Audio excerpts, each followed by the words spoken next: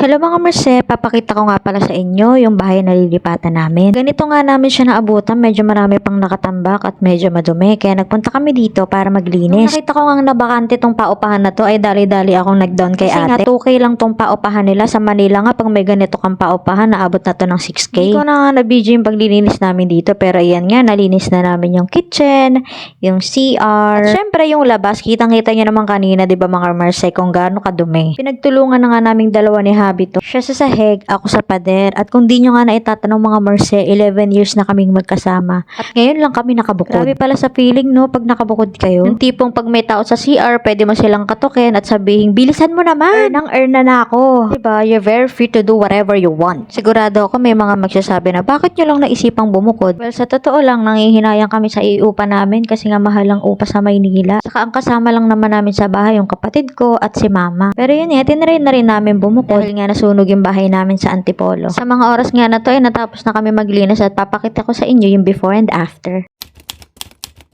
Ayan. So dito nga kami magluluto kaya dyan namin nilagay yan. Samahan nyo kami sa paglilipat namin ha. Salamat!